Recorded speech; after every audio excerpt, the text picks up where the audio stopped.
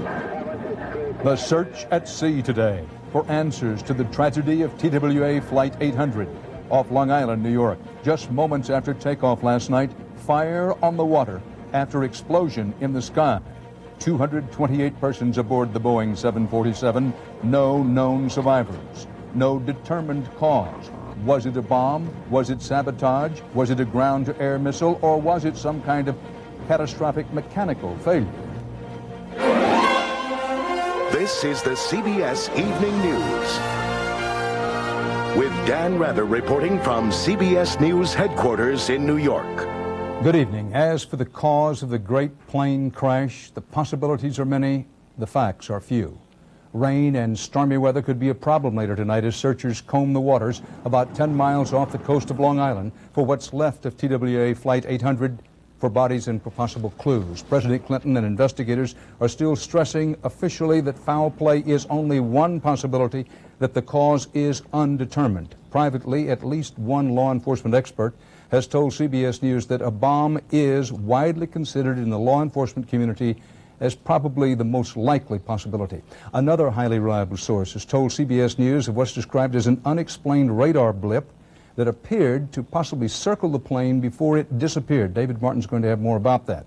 Also, an Egyptian newspaper reportedly received a fax before the blast indicating the United States was about to get a, quote, nasty surprise. Off the Long Island coast last night, many said they saw a fireball in the sky as the TWA Boeing 747 bound from New York to Paris dropped off the radar screen.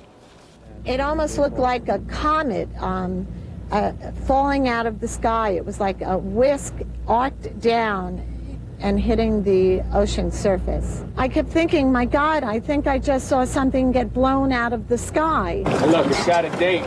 There is no doubt, however, that what was once a majestic Boeing 747 with 228 people on board has come down to this. Row 2, seat 2, first class, twisted and empty. A shoe, a bag, an envelope filled with pictures. Yeah, wedding pictures. And bodies.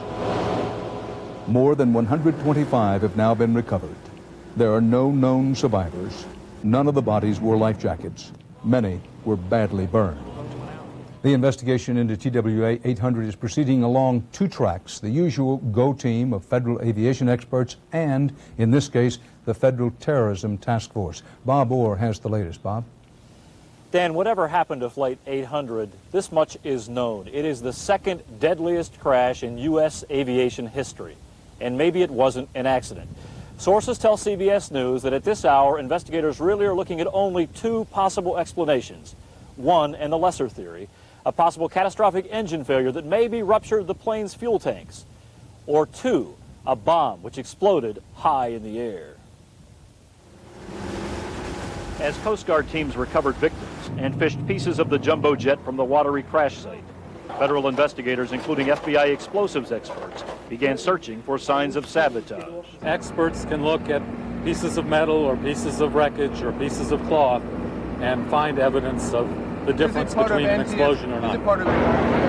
But more valuable clues may come from the 747's two black boxes. The cockpit voice recorder may contain telltale sounds of a bomb blast, and the flight data recorder should rule out or confirm an engine failure. The plane made a normal flight earlier yesterday from Athens to New York, and air traffic control records indicate everything was routine with TWA Flight 800 as it left New York's Kennedy Airport for Paris.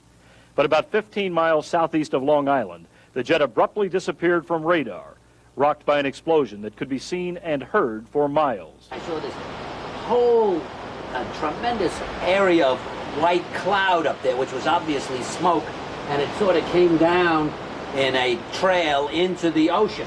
Eyewitnesses watched in horror as the jet carrying 228 people began breaking apart in midair. It started to fall, and then it got big, and it was a wide flame, and then a small piece to the right of it broke off. CBS News has obtained records that reveal the plane involved in last night's crash suffered an engine problem last August caused by an oil leak on the number 4 engine, which had to be shut down while in flight. That was just one of more than 40 maintenance problems reported with the plane in the past 8 years. Late word from the medical examiner's office, many of the victims died of blunt force trauma injuries, consistent with what we see in plane crashes. But the coroner also says that there were some signs of drowning, which raises the haunting specter that some of those who died were alive when the plane hit the water. Dan? Thanks, Bob. There are a number of reasons why those involved in the TWA investigation are leaning toward a terrorism link. CBS News national security correspondent David Martin is in Washington with the latest on that part of the story. David? Dan, U.S. government officials have been examining a fax which was received before last night's crash by an Arabic language newspaper. It claimed to be from a group calling itself Movement for Islamic Change and said in Arabic, dawn is their departure time, isn't dawn near enough. Now, Movement for Islamic Change is a small splinter group which has claimed responsibility for the bombing of Americans in Saudi Arabia. The timing is suggestive. The White House spokesman Mike McCurry said just a short time ago there is nothing in the message to link it directly to the TWA incident. Another suggestive piece of evidence, the appearance of a small blip on the radar screen just when the TWA plane went down. One source said that the blip appeared to circle the plane and then merge with it. That suggests some sort of missile, but the Pentagon has subjected the radar tape to electronic analysis, and the preliminary conclusion is that it was just a spurious signal. Dan? David Martin. Emphasizing again, there is no hard evidence of any terror connection in this crash. The FBI and New York Police Joint Terrorism Task Force is on the case. CBS News correspondent Jim Stewart tells us now what investigators are looking for. Jim? Dan, federal investigators, frankly, are finding more to work with than they'd initially hoped, and additional explosives experts were rushed to the scene this morning to await the arrival of more debris. Despite the power of the explosion, crash fragments are much bigger than originally thought, agents say, some as much as 30 feet long, and may provide vital clues. Boeing engineers will work with federal agents overnight to examine how the rivets on the crash wreckage separated, which is a quick visual indicator, bomb analysts say, on how the plane came apart. And if any residue is spotted, forensic chemists are standing by to test for traces of explosives. In short, the emphasis right now from the White House on down to the agents at the scene is on speed, finding the quickest answer possible to the question on everyone's mind, was this an accident or mass murder? Dan? Jim Stewart in Washington. After the early reports of the crash last night, relatives of those on board the TWA flight hurried to Kennedy Airport to await word of their fate. Correspondent Randall Pinkston is at JFK tonight. Randall? Dan, it has been a long, painful day, perhaps one of the worst in the lives of family and friends of the victims of TWA Flight 800. As they arrived here at this airport hotel, there was a quickness in their movements. You could almost sense their fear of the answer to a question that they really didn't want to ask. Was my loved one aboard that plane? For much of the day, there was no answer because TWA officials refused to release the final passenger list. Then late this afternoon, most of the families got their answer, their horrible, sad answer. Now the agonizing wait is over. The grieving is just beginning. Dan? Randall Pinkston. If things had gone another way, TWA Flight 800 would have arrived at 8:15 this morning at Charles de Gaulle Airport in Paris. CBS News correspondent Vicki Mabry is there tonight. Vicki? Dan, a 12-year-old boy traveling alone and a well-known hockey player were among the more than 40 French nationals on board Flight 800. Most relatives and friends coming to the airport here had already heard the tragic news by the time they arrived. They were met by members of a trauma team put in place a year and a half ago after an Air France hijacking. That team includes 30 doctors, nurses, and psychologists who are on hand to help families cope with their grief. Tonight, France's prime minister says security will be tightened at airports, subways, and throughout the entire country. Dan? Vicki Mabry in Paris. The base of operations for the massive search operation is the usually quiet summer resort village of East Moriches on the south shore of eastern Long Island. CBS News correspondent Russ Mitchell has been working around the clock there. Russ? Dan, at daybreak, 24 Coast Guard cutters, 4 helicopters, and a community trying to cope went to work for a search that will continue here tonight until dusk. Local fishermen and boaters came out in full force today, pulling debris from the Atlantic. The National Transportation Safety Board says the locals have been helpful, perhaps to a fault, sometimes getting in the way and slowing down the process. But on this day of good weather and relatively calm waters, investigators so far are pleased with the progress of their search, and weather permitting, they hope to have the recovery part of this investigation over by the weekend or perhaps early next week. Now, residents here will tell you they are so anxious to help out because they are still very shaken up by the crash. And although nothing definite has been said, there is talk among residents that they will hold a memorial service for these victims, these people they didn't even know, perhaps this Sunday. Dan? Russ Mitchell. While eyewitnesses on shore and aboard pleasure boats saw a fireball and/or heard explosions in the sky last night, investigators are giving special credence to a few expert witnesses, the crew of an Air National Guard C-130 aircraft. They were flying by and saw the final moments of the doomed TWA flight. I spoke with one crewman a short while ago. We observed two large fireballs, orange in color, plummeting straight towards the surface. We arrived on scene and noticed large plumes of smoke, and shortly thereafter the ocean became engulfed in flames, a football-sized area with flames approximately 12 to 15 feet in the air. And we observed multiple debris in the water, and ultimately we saw some indications of inflation devices, which was our first indication that there may be a major airliner involved. Have you ever seen anything like this in your life? In my 19 years of rescue business, I have not. It was quite startling. We're accustomed to flares, muzzle flashes, and things of this nature, but this was quite an intense ball of fire plummeting towards the ocean. When the CBS Evening News continues, we'll have more of our special in-depth coverage of the crash of Flight 800, including an investigation of security at America's airports. How safe are they?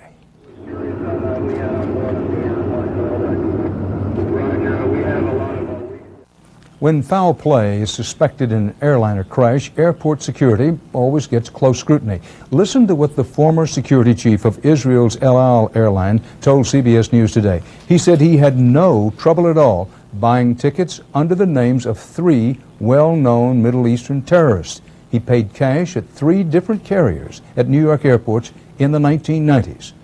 More on the current state of U.S. airport security from Scott Pelley. Scott?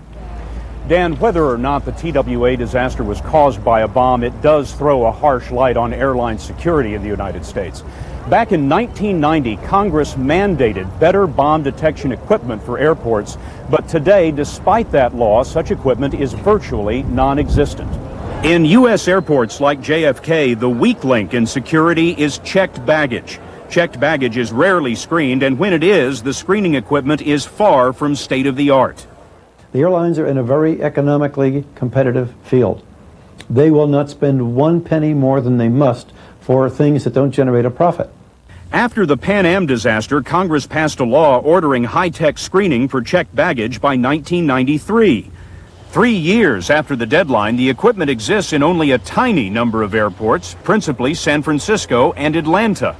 The FAA has spent nearly $200 million developing many prototype machines, but FAA officials insist no technology can detect explosives without frequent false alarms that would cause huge disruptions. So the FAA spends $35 million a year helping U.S. companies develop new bomb detection machines. It's a more advanced technology. It still uses X-rays, but instead of just creating a picture, it's actually analyzing the contents of the bag.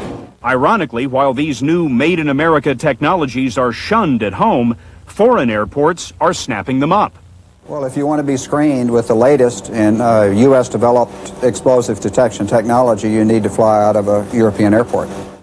In the late 1980s, TWA did install bomb detection equipment at JFK Airport, but after a 2-year run, it was removed, deemed to be too unreliable.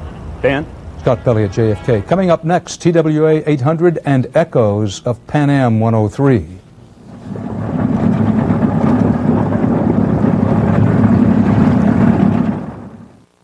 One of the most horrifying aspects of the TWA 800 tragedy is the sense of déjà vu, Tara. How this air disaster appears to be unfolding like the nightmare of Lockerbie, the bombing of Pan Am 103 8 years ago. Joining us now is James Fox, a terrorism expert and former top FBI official who was in charge of the agency's New York office. Mr. Fox, thanks for being with us.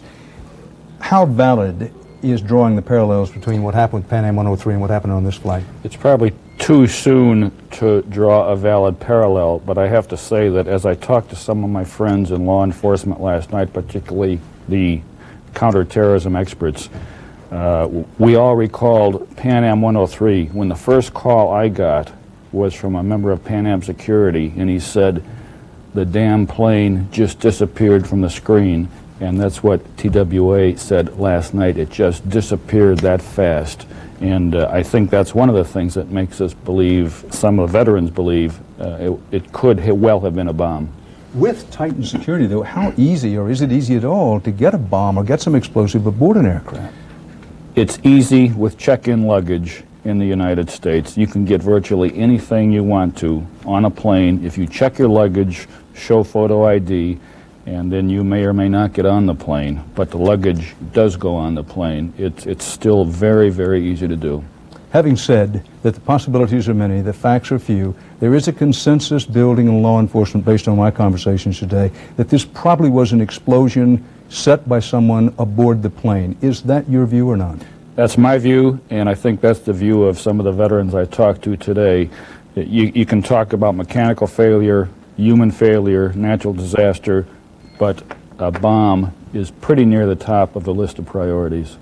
Jim Fox, thank you very much. Thank you, Dan. Still ahead, other views and news of the day and the close-knit Pennsylvania community that became a big part of this national tragedy in the sky and at sea.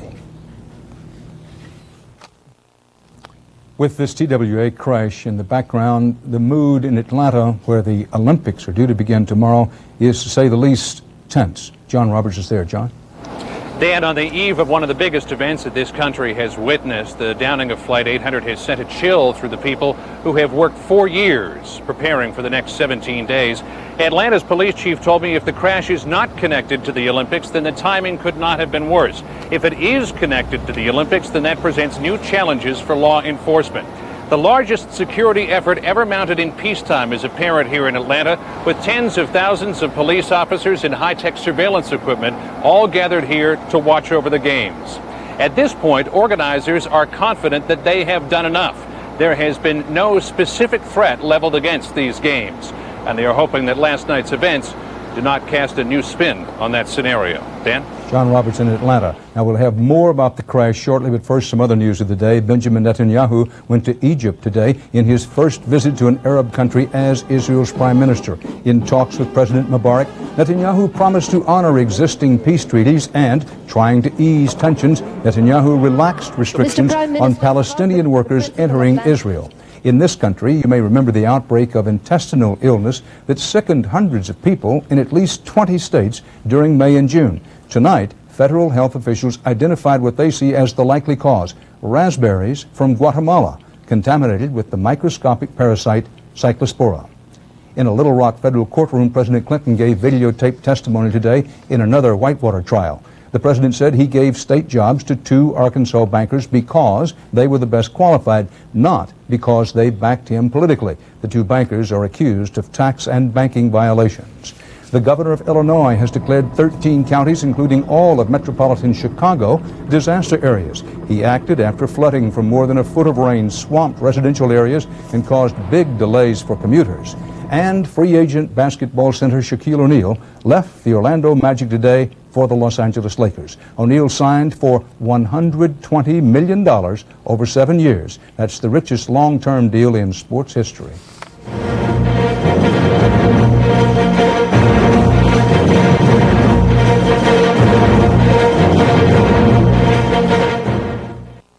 America feels the pain tonight of a death in the family, mourning the victims of TWA Flight 800. Nowhere is the pain and the loss felt more intensely than in the town of Montoursville, Pennsylvania. Correspondent Bob McNamara is there. It is a town gripped in grief. We have lost 21 of our citizens, of a community of 5,000. That's a big loss. Stunned at losing 16 teenagers and 5 adults. Helplessly, many prayed for a miracle today. It's just so horrible. I don't think we can take any more. Nestled in Pennsylvania's eastern Appalachians, Montoursville is an all-American family values town of kids and quiet living. For the 3 boys and 13 girls in the high school French club, an 11-day trip to France was one they'd begged, borrowed, and saved for more than a year. It was fun they wanted. The safety was a given. No one ever expects any tragedy like this. Cheerleader coach Kathy Schick lost 2 of her favorite squad members. They were in the prime of their lives. They had a lot to live for, a lot that they offered our school.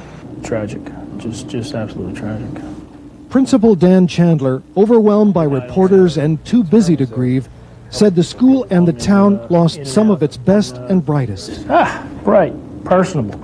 I mean, just look you right in the eye. How you doing? Good to see you. You know, just big smile. I mean, always. We're not going to get over this. The deaths are most tragic for parents. We'll deal with it. Michelle and Steve Ozipis lost a light of their lives, their daughter Larissa. I walk into her bedroom, it's just, can't believe that's it. That's it. Larissa Ozipis would have been 16 next Monday. I was looking forward to her growing up and thinking of how nice it would be to just be her friend, because she was really interesting and fun. Today, some parents who barely knew each other met in tears and open arms, bonded now by their deepest grief. Bob McNamara, CBS News, Montoursville, Pennsylvania. We'll have much more about the investigation of the plane crash on a special live edition of 48 Hours tonight at 10, 9 Central Time. That'll be right after our special program on Cuba and Fidel Castro, CBS Reports, The Last Revolutionary. That will be on many of these stations at 9, 8 Central, and then followed by 48 Hours. For right now, for the CBS Evening News, Dan Rather reporting. I'll see you again soon.